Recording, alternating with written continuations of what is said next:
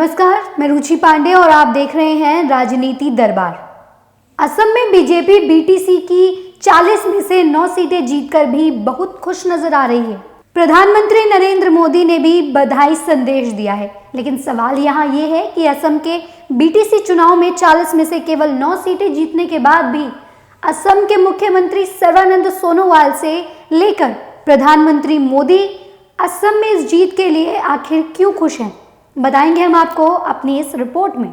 असम में बोडोलैंड क्षेत्रीय परिषद यानी बीटीसी के लिए चुनाव चल रहे थे, जिसमें बीजेपी ने असम में रहे पुराने सहयोगी बीपीएफ यानी बोडोलैंड पीपल्स फ्रंट के सियासी वर्चस्व को तोड़ दिया है। दरअसल असम में हुए बीटीसी के चुनाव को अगले साल होने वाले विधानसभा चुनाव के सेमीफाइनल के रूप में देखा जा रहा था।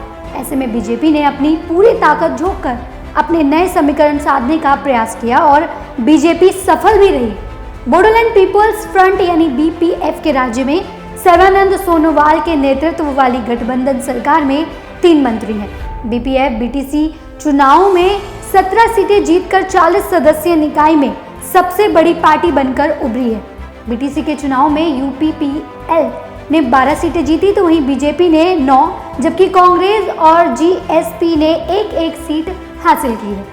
बीजेपी की पुरानी सहयोगी पार्टी बीटीसी पर पिछले 17 साल से अपनी पकड़ बनाई थी, लेकिन इस बार बहुमत से दूर रह गई है। तो वहीं इस बार पार्टी ने बीटीसी पर अपनी पकड़ मजबूत बनाने के लिए बीजेपी ने अन्य सहयोगी दल भी तलाश लिए हैं, जिसमें BJP united people's party, liberals यानी यूपीपीएल और गण सुरक्षा पार्टी यानी जीएसपी के साथ हाथ मिलाकर असम के बोडो बहुल क्षेत्रों में स्वशासी निकाय बोडोलैंड टेरिटोरियल काउंसिल पर अपनी सत्ता को बिछाने के प्रयास में जुट गई है। ऐसे में माना जा रहा है कि बीजेपी इस गठबंधन को लेकर विधानसभा चुनाव में भी उतरने की तैयारी कर सकती है। असम का ये बोडो बहुल क्षेत्र बीटीसी के चुनाव बीजेपी के लिए क्यों महत्वपूर्ण थे, इसे समझने के लिए आइए जानिए बीटीसी के बारे में। बोडोलैंड प्रादेशिक परिषद यानी बीटीसी संविधान की 6ठी अनुसूची के तहत एक स्वायत्त स्वशासी निकाय है। एक विशेष प्रावधान के तहत पूर्वोत्तर के कुछ जनजातीय क्षेत्रों में अधिक से अधिक राजनीतिक स्वायत्तता और विकेंद्रीकृत शासन की अनुमति देता है। बोडो एक मैदानी जनजाति है जो असम में अनुसूचित जनजाति के दर्जे के साथ सबसे बड़ा समुदाय है। ये राज्य की कुल आबादी का 6% है। ये जनजाति समूह एक लंबे अरसे से बोडोलैंड के लिए संघर्ष कर रहा था।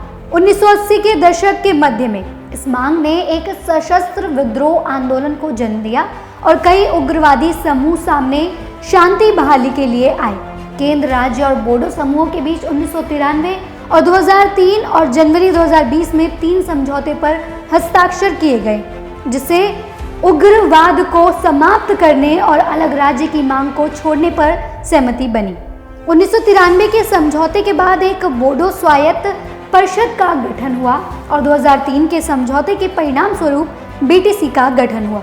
बीटीसी के अधिकार क्षेत्र के तहत पश्चिमी असम के बोडो बहुल 4 जिले आते हैं: उदालगुड़ी, बाक्सा, चिराग, कोकराझार। 2003 के समझौते के बाद 2005, 2010 और 2015 में 3 बीटीसी चुनाव हुए।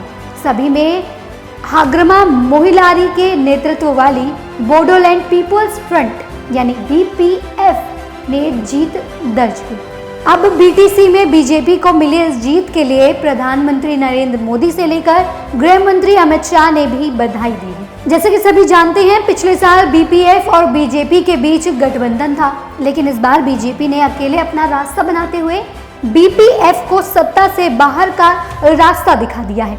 इस समीकरण से एक बात तो साफ हो गई है कि बीजेपी इस बार अगले साल होने वाले चुनाव में अकेले मैदान में उतरने की तैयारी कर रही है। बीजेपी इसलिए संविधान की 6ठी अनुसूची द्वारा संचालित इन स्थानीय परिषद चुनाव के नतीजे अगले साल असम विधानसभा चुनाव में भी बीजेपी के लिए महत्वपूर्ण माने जा रहे हैं। असम के बोडो इलाके में बीपीएफ के राजनीतिक आधार को तोड़ने के लिए यूपीपीएल पर दांव लगाया गया है।